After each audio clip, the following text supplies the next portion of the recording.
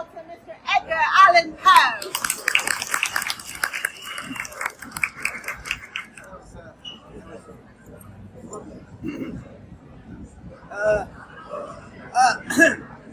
Good evening, ladies and gentlemen, and Americans.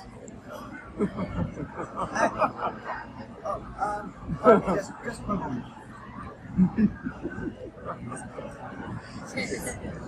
True. Ladies and gentlemen, yes.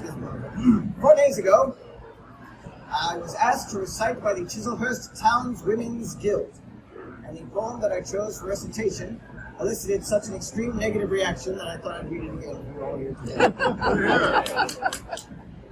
Lo! 'Tis a gala night within the lonesome latter years. An angel throng bewinged, a night in veils and drowned in tears. Sit in a theatre to see a play of hopes and fears, while the orchestra breathes fitfully the music of the spheres. Mimes in the form of God on high, utter and mumble low, and hither and thither fly, mere puppets they, who come and go, at the bidding of vast formless things that shift the scenery to and fro, flapping from out their condor wings, invisible woe. That motley drama, to be sure, it shall not be forgot, with its phantom chased forevermore by a crowd that sees it not, through a circle that never returneth to that self-same spot, and much of madness, and more of sin, and horror, the soul of the plot. But see, amidst the mimic rout, a crawling shape intrude, a blood-red thing that rise from out the scenic solitude. It rise with mortal pangs, the mimes become its food, and seraphs sob at vermin fangs, in human gore imbued. Out are the lights, out all, and over its quivering form, the curtain, a funeral pall, comes down with the rush of a storm, while the angels, all pallid and wan, uprising, unveiling, affirm that the play is the tragedy, man, and its hero, the conqueror world.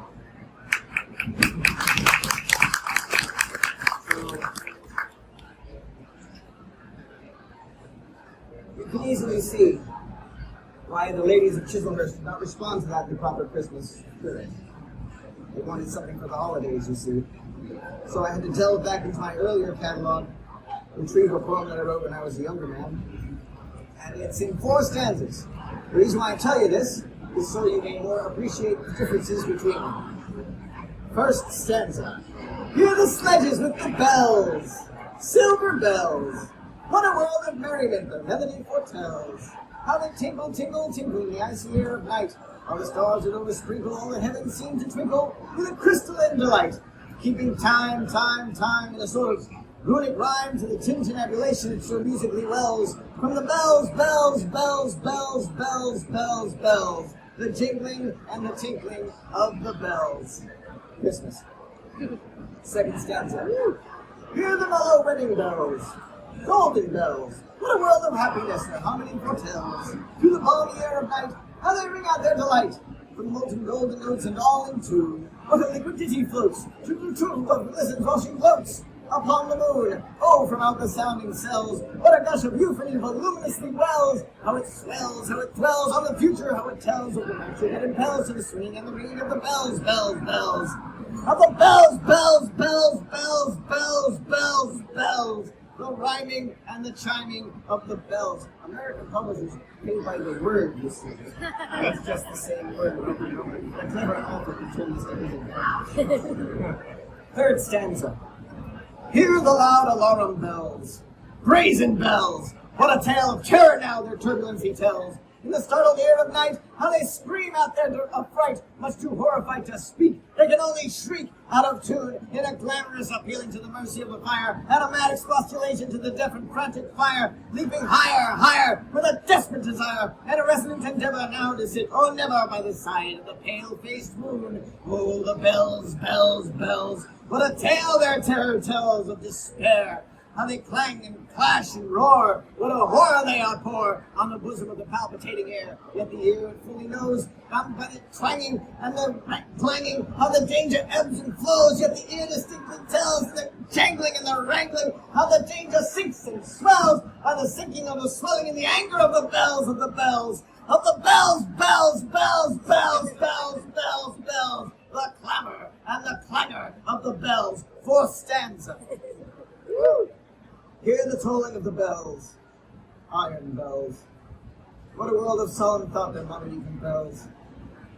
In the silence of the night, how we shiver with affright at the melancholy menace of their tone. For every sound that floats from the lust within their throats is a groan. And the people, the people, they that dwell up in the steeple, all alone, and who tolling, tolling, tolling in that muffled monotone, feel a glory in so rolling on the human heart a stone. They are neither man nor woman, they are neither brute nor human. They are beings, and their king it is who tolls, as he rolls, rolls, rolls, a paean from the bells, and his merry bosom swells with a paean from the bells, and he dances, and he yells, keeping time, time, time, the sort of runic rhyme to the paean of the bells, keeping time, time, time, the sort of runic rhyme to the throbbing of the bells, bells, bells, the sobbing of the bells, keeping time, time, time, as he knells, knells, knells, in a happy runic rhyme to the rolling of the bells, bells, the tolling of the bells, bells, bells, the moaning and the groaning of the bells. Woo, woo, woo, yeah.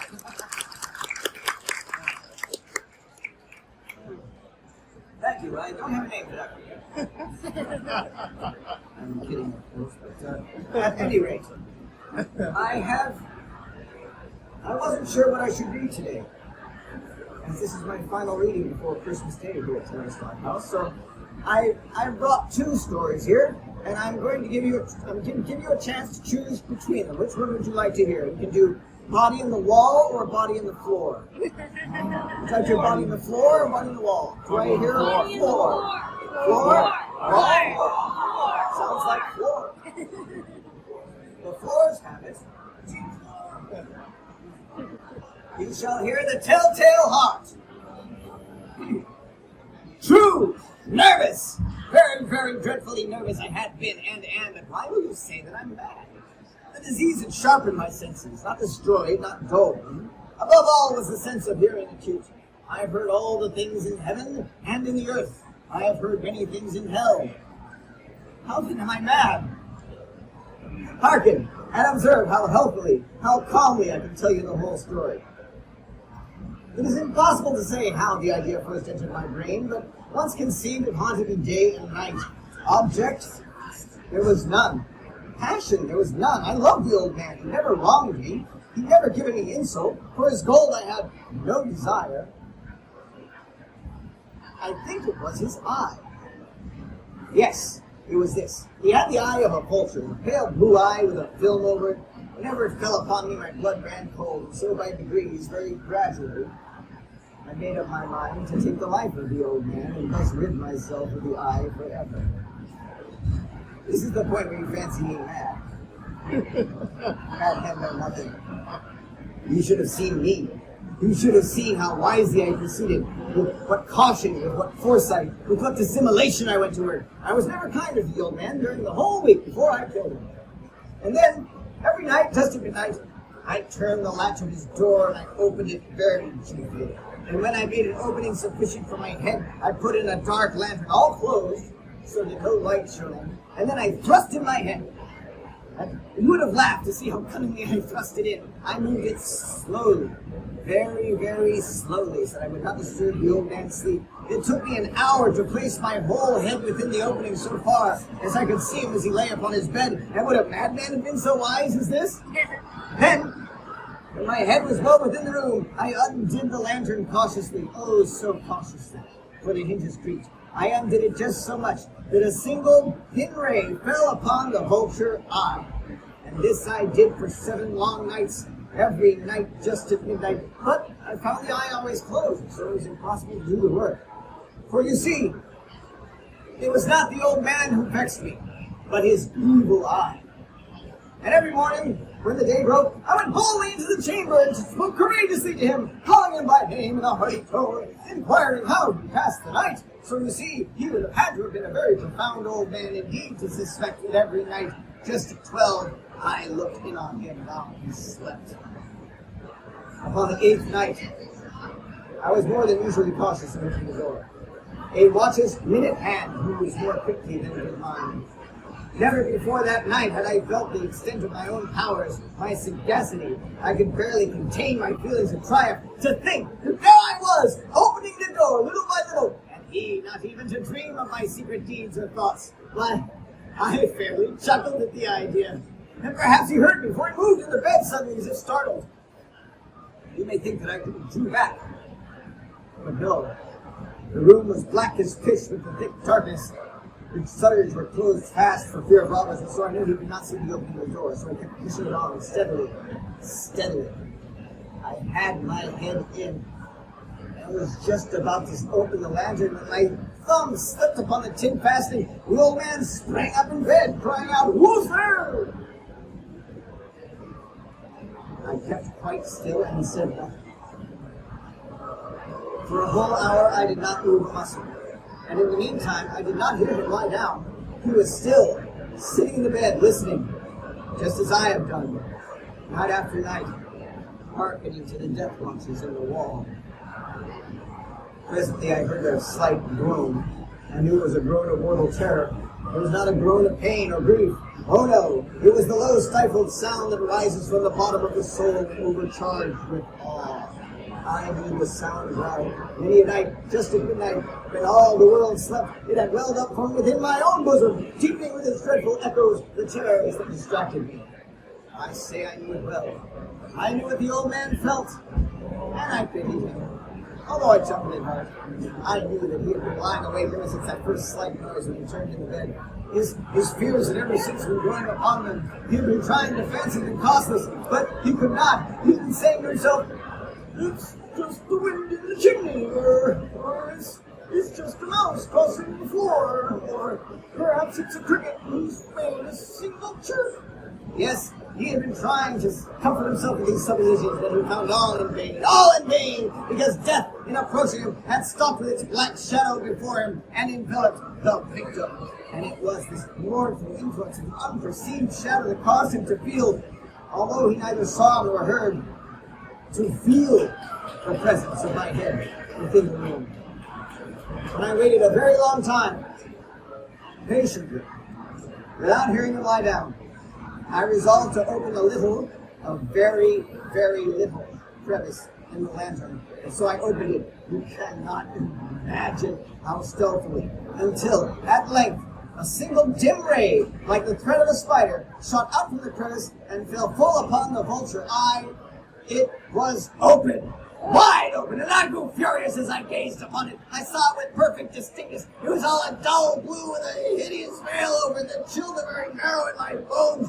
I could see nothing else in the old man's face or person. I directed the ray as if by instinct, precisely upon the damned spot. And what I have not told you, have I not told you that what you mistake for madness is but over-acuteness of the senses? Now, I say, there came to my ears a low, dull, quick sound. Such a sound makes when a watch is developed. Such a sound that a watch makes when enveloped in cotton. I knew that sound well, too. It was the beating of the old man's heart. It increased my fury as the beating of a drum stimulates the soldier into courage. As a matter of fact, I'm going to need your help, ladies and gentlemen. Give me a heartbeat. Keep that going. But even yet, I refrained, and I kept still. I scarcely breathed. I held the lantern motionless. I tried how steadily I could retain the ray upon the eye. Meantime, the hellish tattoo of the heart increased. It grew louder and louder with every instant. The old man's terror must have been extreme. It grew louder, I say, louder every moment. Do you mark me well? I have told you that I'm nervous, and so I am. But now, in the dead hour of night, in the dreadful silence of this old house, so strange a noise as this excited me to uncontrollable terror. And yet for some minutes longer I refrained and stood still. But the beating grew louder and louder. I felt the heart must burst, and now a new anxiety seized me. The sound would be heard by a neighbor. The old man's hour had come. With a loud yell, I threw open the lantern, and I leapt into the room, and he shrieked once only. In an instant, I dragged him to the bed, and I pulled the heavy bed over him. I smiled gaily with my deeds thus far done. But for many minutes long, the heart beat on with a muffled sound. This, however, would not vex me. It would not be heard through the wall. At length, it ceased. man was dead. I removed the bed and examined the corpse. Yes, he was stone dead. I placed my hand upon his heart, held it there for many minutes. There was no pulsation. He was stone dead. His eye would trouble me no more.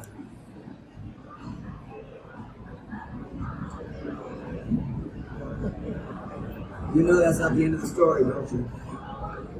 I only wish it was. If you still think me mad, you will think so no longer when I describe the wise precautions that I took for concealment of the body. The night waned, and I worked hastily, but in silence. First of all, I dismembered the corpse. I cut off the head and the arms and the legs. Merry Christmas. Then I took up 3 planks from the floor of the chamber. I deposited all between the scantlings. I replaced the board so cleverly, so cunningly, that no human eye, not even his, could have detected anything wrong. There was nothing to wash out. There was no blood spot of any kind, no stain whatsoever. I had been too clever for that. A tub had caught all. When I made an end to these labors, it was 4 o'clock.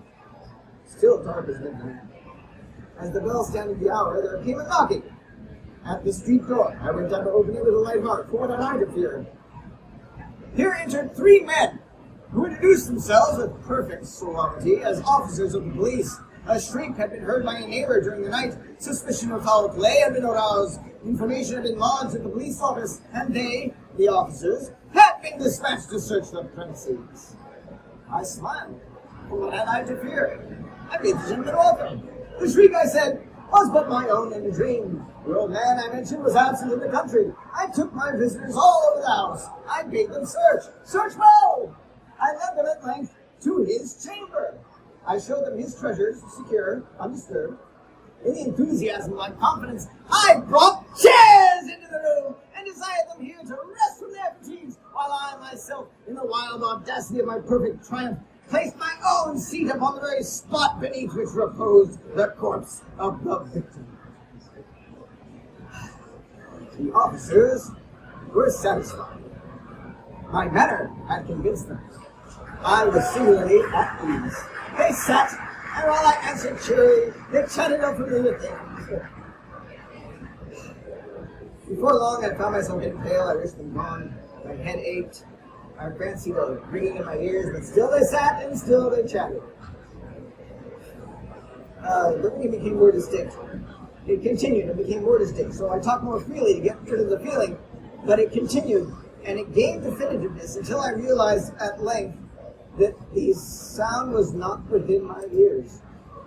No doubt I now grew very pale. So I talked more fluently with a heightened voice, and yet the sound increased. And what could I do? It was a low, dull, quick sound, such a sound as a watch waits when enveloped in cotton. I don't know what to do, ladies and gentlemen.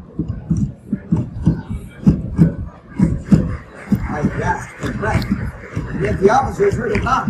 So I talked more quickly and more vehemently, and yet the noise steadily increased. I arose, and I argued about trifles in a high key with violent gesticulations, but the noise steadily increased. Why would they not be gone? I paced the floor to and fro with heavy strides, as if excited to fury by the observations of these men, but the noise arose over all and continually increased, and still the men chatted pleasantly and smiled. Was it possible they heard not? Almighty God, they heard! They suspected! They knew! They were making a mockery of my horror! This I thought and this I think, that anything was greater than this agony, anything was more tolerable than derision. I could bear those hypocritical smiles no longer. I felt that I must scream or die, and now again, hark! Louder! Louder! Louder! Villains! I shrieked, dissemble no more! I admit the deed! Tear up the flames! Here! Here! It is the beating of his hideous heart!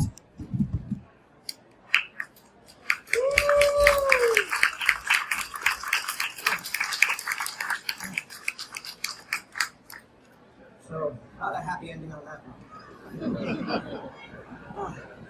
I think I have time for one more. And this one deserves a story. Rick. This was Mr. Dickens' raven called Brick. And when he came to Mr. Dickens, not Grip. When Mr. Dickens came to America, we met one afternoon, we had tea, we established a friendship that we maintain to this day. And he told me of his pet raven Grip. And I thought, I remarked about how peculiar I was that a man should have a raven as a pet. And he said, yes, a raven is much better suited to you, I would think, but you should write a poem about a raven. So that's how that happened. Okay. So, I don't know where. We're all out of order here. So, I could not be here to meet Grip while he was alive. Unfortunately, I could not make it to these shores in time. I did write a poem about a raven. Once, upon a midnight journey, while I pondered weak and weary over many a quaint and curious volume of forgotten lore, while I nodded, nearly napping, suddenly there came a tapping, as of someone gently rapping at my chamber door. Some visitor, I muttered, tapping at my chamber door. Only this, and nothing more. Distinctly, I remember it was in the bleak December, and a separate dying amber buds posed upon the floor. Eagerly I wished tomorrow. Vainly I sought to borrow from my books surcease of sorrow, sorrow for the lost Lenore. The rare and radiant maiden whom the angels named no more. Name was here for evermore. And the silken, sad, uncertain, rustling its purple curtain filled me with fantastic terrors never felt before, so that now, to still the beating of my heart, I stood repeating, it's some visitor entreating entrance at my chamber door. It's just some late visitor entreating entrance at my chamber door. This it is. Nothing more. Presently my soul grew stronger. Hesitating then no longer. Sir, said I, or madam, truly your forgiveness I implore, but the fact is I was napping. And so faintly you came tapping, and so gently you came rapping at my chamber door, that I scarce was sure I heard you. So here I opened wide the door. Darkness there. Nothing more. Deep into that darkness, peering long, I stood there, wondering, fearing, doubting, dreaming dreams no mortal ever dared to dream before. And the silence was unbroken. The stillness gave no token. The only word there spoken was the whispered word Lenore. This I whispered, and an echo murmured back the word Lenore. Only this. So back into the chamber turning, on my soul within me burning, and again I heard the tapping, somewhat louder than before. Surely, said I, surely that is something at my window, that is. Let me see then what thereat is, and this mystery explore. Let my heart be still a moment, and his mystery explore. It's the wind, nothing more. Open here, I flung the shutter. When with many a flit and flutter in there stepped a stately raven of the saintly days of yore, and not the least obeisance made he. Not a minute stopped the stady, but with being a lord or lady perched above my chamber door, perched upon a bust of Pallas, just above my chamber door, perched and sat, and nothing more.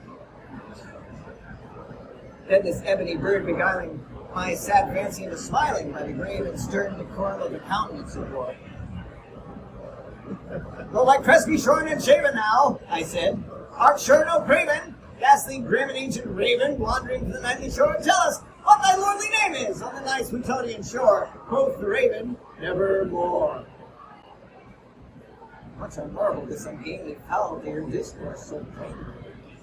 Though its answer little meaning, little relevancy bore, for we cannot help agreeing that the living human being ever yet was blessed with seeing bird above his chamber door, a bird or beast upon a sculptured bust above his chamber door, with such a name as nevermore.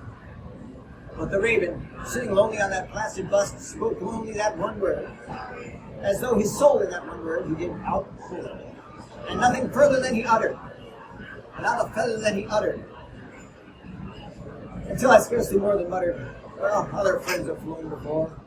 On the morrow he shall leave me, as my hopes have flown before. And then the bird said nevermore. Startled at the stillness broken by reply so aptly spoken. Doubtless, said I. What it utters is its only stock and store, caught from some unhappy master whom unmerciful disaster followed fast and followed faster till his songs one burden bore, till the dirges of his hope that melancholy burden bore of never, never more. The raven, still beguiling my sad soul with smiling so straight, I wheeled the cushioned seat in front of bird and busted door, and then upon the velvet sinking I betook myself to linking fancy into fancy, thinking with this ominous bird of yore, what this grim, ungainly, ghastly, gaunt, and ominous bird of yore meant in croaking nevermore. This I sat engaged in guessing, but no syllable expressing to the fowl whose fiery eyes now burned into my bosom's core. This and more I sat divining, with my head at ease reclining on the cushion's velvet lining with lamplight floating o'er. But whose velvet lighting with a lamplight floating o'er she shall press nevermore. Then methinks the air grew denser, perfume from an unseen censer swung by seraphim, whose footfalls tinkled on the tufted floor. Wretch, I cried, thy God hath lent thee, by the angels he has sent thee respite and nepenthe from the memories of Lenore. Quaff this kind nepenthe, and forget this lost Lenore. Quoth the raven, nevermore. Prophet, said I, think of evil, from its still and broad a devil, with a tempest sent, or with a tempest tossed thee here ashore, desolate, yet all undaunted, in this land by horror haunted, in this home by horror haunted. Tell me truly, I implore, is there balm in Gilead? Tell me truly, I implore. Quoth the raven, nevermore. Prophet, said I, think of evil, from its still and broad a devil, but by that heaven is bent above us, and by that God we both adore. Tell this soul with sorrow laden, if within the distant object shall clasp a sainted maiden whom the angels name Lenore, clasp a rare and radiant maiden whom the angels name Lenore. Quoth the raven, nevermore. Be that word our sign of parting, bird or fiend, I shrieked, upstarting. Get thee back into the tempest and the nice Plutonian shore. Leave no black blue as a token of that lie thy soul hath spoken. Leave my loneliness unbroken. Quit the bust above my door. Take thy beak from out my heart, and take thy form from off my door. Quoth the raven, nevermore.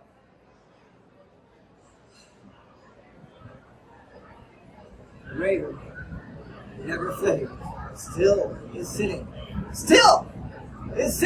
on that pallid bust of Pallas just above my chamber door. His eyes have all the seeming of a demon's that is dreaming. The lamplight over him streaming throws his shadow on the floor. My soul from out that shadow that lies floating on the floor shall be lifted nevermore.